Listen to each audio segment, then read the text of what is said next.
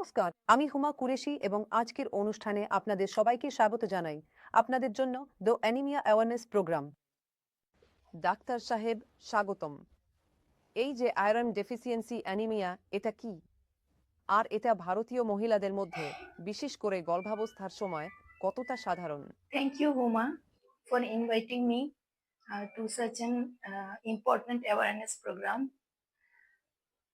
Iron deficiency anemia is a burning issue till in the developing countries like India. So I am Dr. Sonam Pandey. I am consultant of obstetrics and gynecology.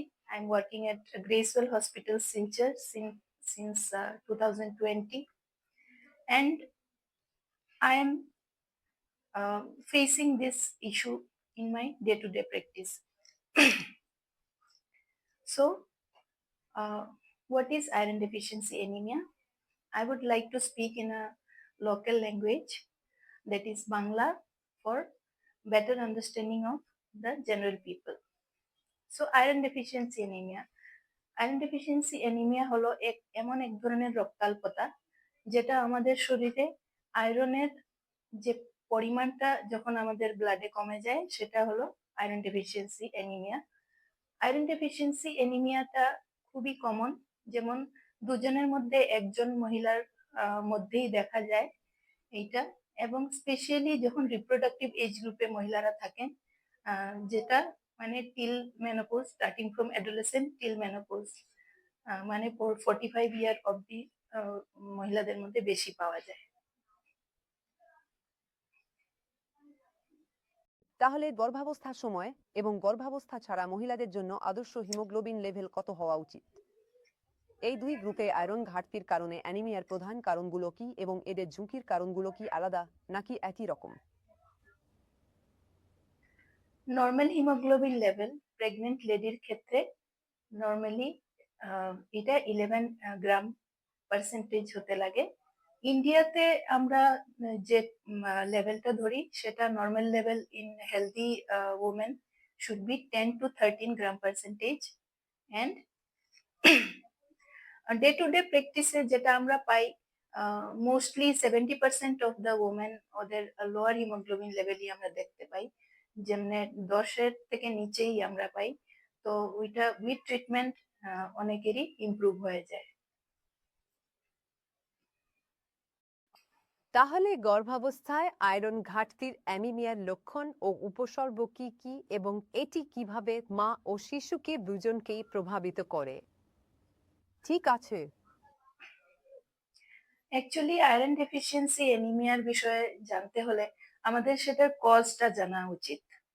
তো iron deficiency অ্যানিমিয়ার cause হলো যে either আমরা through diet আমরা iron rich food কম খাচ্ছি, ওর আমাদের ভালো করে absorption হচ্ছে না।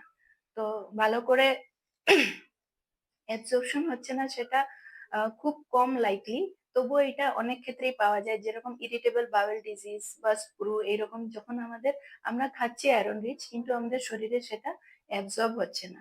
তো সেই কজটা আমরা রুল আউট করতে হবে।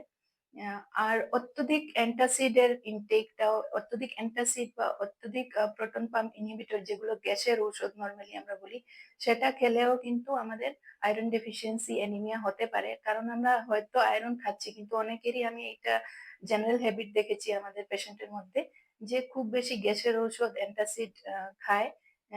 তার সাথে যদি আমরা আয়রন সাপ্লিমেন্ট বা আয়রন রিচ ফুডও খাই, কিন্তু আমাদের আয়রন অ্যাবজর্পশনটা ভালোভাবে হবে না, যেটা হলো আয়রন অ্যাবজর্পশনের জন্য আমাদের অ্যাসিডিক মিডিয়ার দরকার। 1 নম্বর কথা হলো।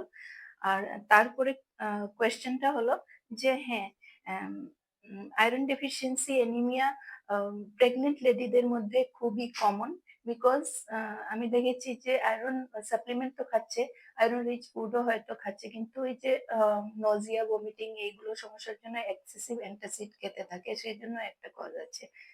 আর আমাদের যদি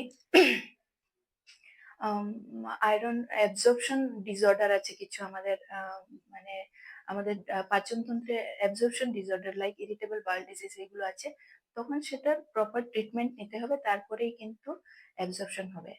এখন প্রেগনেন্ট লেডিদের ক্ষেত্রে যেটা আয়রন ডেফিসিয়েন্সি অ্যানিমিয়া থাকে, সেটা কিন্তু কি হয় যে আমরা নরমাল অ্যানিমিয়ার সিম্পটমই থাকবে, যেটা আমাদের খুব বেশি টায়ার্ড লাগবে, ওদের একটু হাঁটলে বা একটু কাজ করলেই ওরা হাঁপিয়ে উঠবেন, বা পা ফুলতে পারে, ওনাদের পায়ে ফোলা দেখতে পারেন, বুকে ধড়ফড় বা বুকে ব্যথা হতে পারে, পালপিটেশন ফিল করবে, যেটা বুকে এইরকম ধড়ফড় হবে, অনেক ফিল করবে, অনেক ওনাকে উইক লাগবে, তার সাথেও কিন্তু এইরকম সিমটমস আমরা দেখতে পারবো iron deficiency anaemia in pregnant women. গর্ভাবস্থায় বাড়তি আয়রনের চাহিদা কি ভারতীয় খাদ্য তালিকা পূরণ করতে পারে? আর যদি অ্যানিমিয়া হয়, তাহলে এর মা ও শিশুর উপর কি কি সম্ভাব্য নেতিবাচক প্রভাব পড়তে পারে? ইন্ডিয়ান ডায়েট, যেটা আমাদের ইন্ডিয়ান ডায়েটটা, I would say that it varies from, মানে একটা অঞ্চল থেকে আরেক অঞ্চলে খাওয়া দাওয়াটা অনেক ডিফার করে, কিন্তু এরকম না যে আমাদের Indian diet is low in iron. তবে আমরা রোজ দিন সেগুলো খেতে হবে, যেরকম যেটা আমাদের খেজুর আছে, বেদানা আছে, তারপর অনেক গ্রিন লিফি ভেজিটেবলস আছে, এরকম ডায়েট, বিটরুট আছে, এগুলো আমরা খেতে হবে। তো রোজ দিন এটা খাওয়া সম্ভব না, তাই আমাদের রোজ আমাদের যেটা আয়রন সাপ্লিমেন্ট, এটা স্ট্যান্ডার্ড 60 mg, আমাদের যেটা ফলিক অ্যাসিডের সাথে দেওয়া থাকে এলিমেন্টাল আয়রন, সেটা আমাদের রোজ এজ এ সাপ্লিমেন্ট নিতেই হবে, it is must for the pregnant women. And তার সাথেই আমাদের যদি ওয়ার্ম ইনফেস্টেশন বা কৃমির সমস্যা আছে, সেটার ওষুধও খেতে হবে। আর এবং আম, আমাদেরকে আমাদের হিমোগ্লোবিন লেভেল প্রেগনেন্সিতে অ্যাটলিস্ট 11 করে রাখতে হবে, তখন গিয়েই আমাদের বাচ্চা এবং মা দুজনেই সুস্থ থাকবে। প্রেগনেন্সির সময় যদি মার রক্তাল্পতা থাকে, তাহলে মার অনেক হেলথ ডিটোরিয়েশন হবে, তারপর ওনার কমন ইনফেকশনস হতে পারে, অনেক উনি টায়ার্ড সবসময় ফিল করতে পারে, এবং day to day activities owner hamper হতে পারে। তো বাচ্চার ক্ষেত্রেও সেটা কিন্তু খুবই ইয়ে হবে, যে আহ, বাচ্চার গ্রোথ কম হতে পারে, বাচ্চার লো বার্থ ওয়েট হতে পারে এট বার্থ, তারপর বাচ্চার আর্লি প্রিটার্ম ডেলিভারি হতে পারে, তারপর আফটার ডেলিভারি বাচ্চার ইনফেকশন এবং মাও ইনফেকশন প্রোন হতে পারে অ্যানিমিয়া থাকলে।